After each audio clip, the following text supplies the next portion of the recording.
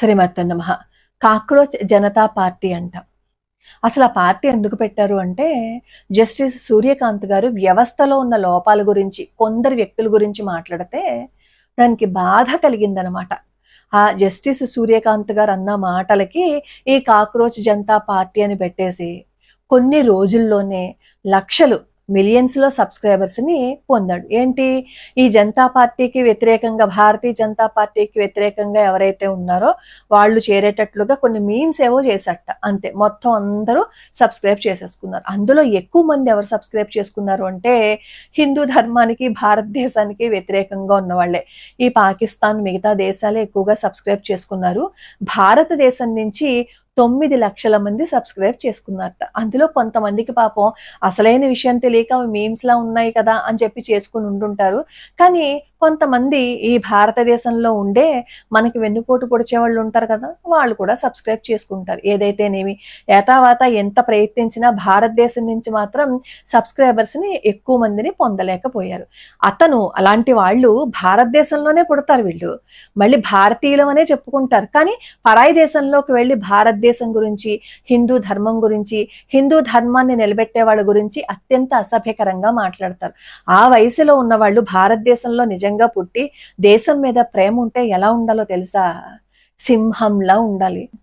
19 ఏళ్ల కుర్రాడు ఇప్పుడు ఆ కాక్రోచ్ జనతా పార్టీ పెట్టాడు. అతని వయసు ఎంత ఉంటుంది చెప్పండి? చిన్న వయసే కదా. కానీ వాళ్ళ తెలివితేటల్ని వక్రంగా ఉపయోగిస్తారు.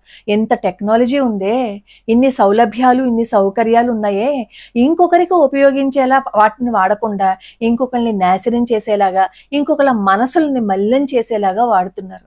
కానీ 19 ఏళ్ల కర్తార్ సింగ్ శరభా పంజాబ్లోని లుధియానా జిల్లా శరభా గ్రామంలో 1896 మే 24న జన్మించారు. 19 ఏళ్లకే ఆయన్ని ఉరి తీసేశారు. ఆయన చిన్నప్పటి నుంచి దేశం కోసం ఆలోచించేవారు. వాళ్ళ ఇంట్లో వాతావరణం అలా ఉండేది.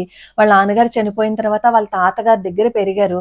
తాతగారు కూడా దేశం గురించే ఎక్కువ మాట్లాడుతూ ఉండేవారు. ఎలా అయినా సరే తన దేశాన్ని రక్షించుకోవాలి అని అనుకున్నారు. ఒకసారి ఈయన శాన్ ఫ్రాన్సిస్కో వెళ్తారు. అక్కడ ఎయిర్పోర్ట్ లో అక్కడ అధికారులు అందరినీ లోపలికి పంపించేస్తారు. ఒకే ఈ శరభాని మాత్రమే ఆపి అంతా చెక్ చేస్తారనమాట. అప్పుడు ఈ శరభా అడుగుతారు, మీరు అందరినీ పంపించేశారు కదా, నన్నొక్కరిని మాత్రమే ఎందుకు ఇలా తనిఖీ చేస్తున్నారు అని చెప్పి అడిగితే అక్కడ అధికారులు అంటారు, వాళ్ళందరూ స్వతంత్రులు, నువ్వు అంటే మీ దేశంలో ఉన్నవాళ్ళు బ్రిటిష్ వాళ్ళ కింద బానిసలు కదా, అందుకని అన్నట్టు. ఆ మాట శరభా గుండెని కదిలించేసింది ఆ కర్తార్ సింగ్ ని. మనల్ని ఇంత నీచంగా చూస్తారని. ఆయన అడుగడుగున ఎన్నో ఇలాంటివి అవమానాలు ఎదుర్కొన్నారు. ఆయన విమానాలు తయారు చేయటం నేర్చుకున్నప్పుడు కూడా ఈయన్ని ఎంతో అవమానించారు. విమానాలు తయారు చేయించడం నేర్చుకుని, అలాగే రసాయన శాస్త్రంలో పట్టా పుచ్చుకుని ఈ విమానాలు నడపడం ఆయన నేర్చుకున్నారు. విమానాలు తయారు చేయటము నేర్చుకున్నారు. అలాగే బాంబులు అవి తయారు చేయటము నేర్చుకున్నారు. ఈ పేలుడు పదార్థాలు అవన్నీ తయారు చేయడం నేర్చుకున్నారు. ఎందుకో తెలుసా, ఈ విజ్ఞానం అంతా ఎందుకు నేర్చుకున్నారు అంటే ఎన్నో వందల సంవత్సరాల నుంచి మన భారతీయులు నలిగిపోతూ ఉన్నారు, మనల్ని బానిసలుగా చేస్తున్నారు, అలాంటి దేశాన్ని రక్షించుకోవాలని ఒకే ఒక్క తపన. ఒకసారి ఈ గద్దర్ పార్టీ వాళ్ళు భారతదేశంలోనే దేశానికి సంబంధించి కొన్ని సమావేశాలు నడపాలని అనుకుంటారు, కొన్ని కరపత్రాలు ముద్రించాలని అనుకుంటారు. అప్పుడు వాళ్ళ దగ్గర ఏమి ధనం ఉండదన్నమాట. అప్పుడు ఈ శరభా ఏం చేస్తారంటే, మనం దేశం కోసమే కదా పాటుపడుతున్నాం, ఏదో విధంగా నేను డబ్బు తీసుకుని వస్తాను, మీరు ఏర్పాట్లు చేయండి అంటారు. అప్పుడు ఆయన ధనం తీసుకురావడానికి ఒక విదేశీయుడి ఇంట్లోకి వెళ్తారనమాట, దొంగతనానికి. అక్కడ తన మిత్రుడు ఆ ఇంట్లో ఉన్న ఒక యువతి మీద అసభ్యంగా ప్రవర్తిస్తే అప్పుడు ఆయన ఏం చేశారు తెలుసా, తన మిత్రుడని చూడలేదు, పళ్ళు రాలిపోతాయని చెప్పి తుపాకీని తల మీద పెడతారు.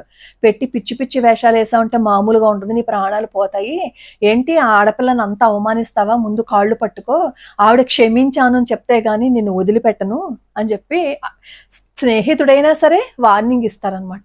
అంతటి నీతి నియమాలు ఉన్న వ్యక్తి అనమాట. దేశం కోసం అహర్నిశలు పాటుపడ్డారు ఆయన. ఒకసారి ఎక్కడో సమావేశం జరుగుతోంది. సమావేశం జరుగుతుంటే నేను చెప్తూ ఉంటాను కదా, ప్రతి ఏ చరిత్ర చూడండి, మన వీరులను పట్టుకోవటం ఈ బ్రిటిష్ వాళ్ళకి చేత కాదు, వాళ్ళ వల్ల కాదు, వాళ్ళ తల్లో జేజమ్మ రావాలి మన వాళ్ళని పట్టుకోవాలంటే. కానీ మన వాళ్ళని ఎవరు పట్టిస్తారో తెలుసా? మన దగ్గరే మన చుట్టూతా తిరిగి మేము కూడా హిందువులం, మేము దేశం కోసం పోరాడుతున్నాం అంటారు చూసారా, అలాంటి చేత కాని చవట సన్నాసి దద్దమ్మల వల్లే మన వాళ్ళందరినీ పట్టుకున్నారు. అసలు ఈ కర్తార్ సింగ్ సరభా సైకిల్ మీద తిరుగుతూ ఈ బ్రిటిష్ వాళ్ళ గుండెల్లో వణుకు పుట్టించేశాడు. బ్రిటిష్ వాళ్ళే ఉన్నారు తెలుసా ఈ కర్తార్ సింగ్ ని ది మోస్ట్ డేంజరస్ రెబెల్ అన్నారు. ఒక అగ్ని శిఖ ఎలా ఉంటుందో ఈ కర్తార్ సింగ్ అలా ఉండేవారు. ఎలా అయినా సరే ఆయన్ని పట్టుకోవాలని ఎన్ని ప్రయత్నాలు చేశారో, ఎన్ని కుళ్ళు కుతంత్రాలు వాళ్ళు చేశారో, అబ్బే వాళ్ళ వల్ల కాలేదు. అప్పుడు ఈయనతో పాటు ఉండే ఒక స్నేహితుడే, స్నేహము అని చెప్పి నమ్మించి ద్రోహం చేసిన ఒక కుక్క, అమ్ముడు పోయినవాడు. నేను కుక్కతో పోల్చడం కూడా నాకు ఇష్టం లేదు, దానికి విశ్వాసమైనా ఉంటుంది. ఇలాంటి వాళ్ళకి అసలు విశ్వాసమే ఉండదు. చుట్టూ తిరుగుతూ ఈ కర్తార్ సింగ్ ఎక్కడెక్కడికి వెళ్తారో అవన్నీ కూడా బ్రిటిష్ వాళ్ళకి చెబితే అప్పుడు ఈ బ్రిటిష్ వాళ్ళు కర్తార్ సింగ్ ను పట్టుకున్నారు. లేదంటే వాళ్ళ వల్ల కాదు, అసలు వాళ్ళ వల్లే కాదు. ఇలాంటి అమ్ముడుపోయిన వెధవలు ఉంటారు కదా, ఇలాంటి అమ్ముడుపోయిన వాళ్ళ వల్లే మన దేశంలో చాలా మంది వీరులన్నీ పట్టుకున్నారు. లేకపోతే అసలు మన దేశంలో ఉంటూ మనకే వెన్నుపోటు పొడుస్తుంటారు కదా, ముందు వీళ్ళని ఏరిపాడియాలి. సరే, ఈ కర్తార్ సింగ్ ని పట్టుకున్నారు కదా, జడ్జి అంటాడనమాట, నువ్వు చేసిందంతా ఒప్పుకో, నువ్వు ఒప్పుకుంటేనేమో నీకు శిక్షను మేము రద్దు చేసేస్తాము అంటే.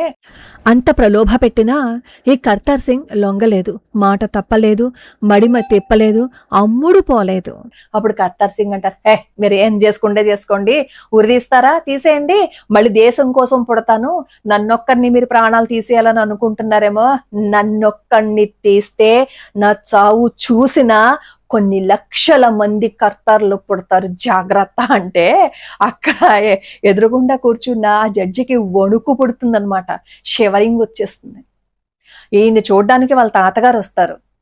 తాతగారు వచ్చినప్పుడు అంటారు, కర్తార్ నువ్వు ఇంత దేశం కోసం పాటుపడ్డావు కదా, కానీ నిన్ను పట్టించేసిన వాడు నీ స్నేహితుడే కదా, ఎందుకు నువ్వు వచ్చేయచ్చు కదా, వాళ్ళు అడిగింది చెప్పేసి వచ్చేయచ్చు కదా అంటే కర్తార్ ఒక మాట మాట్లాడతాడు, తాత నన్ను లొంగిపోమంటున్నావా, లేదు అంటే వెన్నుపోటు పొడవమంటున్నావా?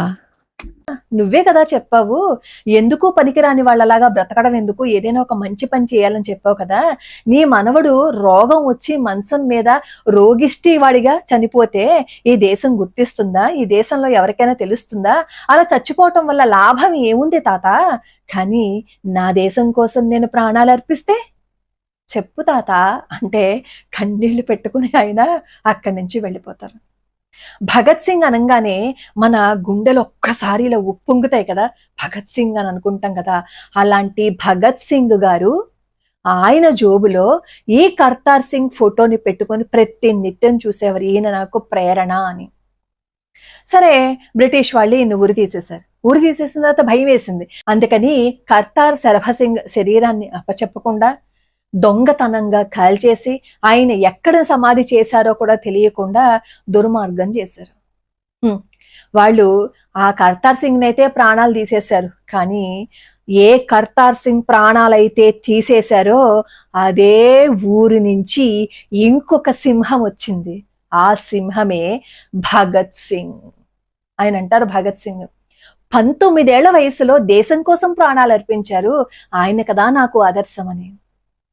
ఇప్పుడున్న యువతకి అన్నీ ఉన్నాయి, టెక్నాలజీ ఉంది, తెలివితేటలు ఉన్నాయి, అన్నీ ఉన్నాయి, కానీ ఆ 19 ఏళ్ల వయసులో వ్యర్థంగా కాలక్షేపం చేస్తూ, ఇంకా అవసరమైతే దేశాన్ని వెన్నుపోటు పొడిచి, అందరూ కాదు కొంతమంది వెన్నుపోటు పొడవడానికి ఏవైతే మార్గాలు ఉంటాయో దేశాన్ని వెన్నుపోటు పొడిచేసే వాళ్ళకి సహాయం చేస్తూ అనవసరంగా వృధాగా వ్యర్థంగా జీవితాలని కొనసాగిస్తున్నారు. అదే కర్తార్ సింగ్ శరభాలాగా ఆలోచించండి. ఇప్పుడు ఆ కాక్రోచ్ పార్టీ పెడితే ఏమైంది, అన్ని మిలియన్స్ సంపాదించేసుకున్నాడు, రద్దయిపోయింది. అవునా, ఎన్నిసార్లు ఎన్ని పార్టీలు పెట్టినా రద్దయిపోతుంది, చివరికి అధోగతే వాళ్ళకి పట్టేది. శరభ ఆ కాలంలోనే కెమిస్ట్రీ చదివి ఎన్నో రసాయనాలను తయారు చేసి విమానాలను కూడా నడిపాడు. ఈరోజు జంజీ చేతిలో ప్రపంచాన్ని మార్చే internet, AI, coding, social media లాంటి పవర్ఫుల్ ఆయుధాలు ఉన్నాయి. వీటిని టైంపాస్ కోసమో రీల్స్ కోసమో కాకుండా కెరియర్ను, దేశాన్ని నెక్స్ట్ లెవెల్కి తీసుకువెళ్ళడానికి వాడితే ఆ పవర్ ఒక్కసారి ఆలోచించండి. ఒంటరిగా ఉంటే కాక్రోచ్ కూడా తొక్కేస్తుంది. అదే శరభాలాగా పవర్ఫుల్ నెట్వర్క్ని బిల్డ్ చేస్తే బ్రిటిష్ సామ్రాజ్యమే వణికిపోయింది. మంచి స్నేహితులని సంపాదించుకోండి, ఒక టీమ్గా ఎదగండి. కాక్రోచ్ జనతా పార్టీ మాటలు విని మీ లైఫ్ని ఒక మూలన పడేస్తారో, లేదా 19 ఏళ్ల వయస్సులోనే చరిత్ర గతిని మార్చిన కర్తార్ సింగ్ శరభాలాగా స్కై ఈజ్ ద లిమిట్ అంటూ దూసుకెళ్తారా డిసైడ్ చేసుకోండి.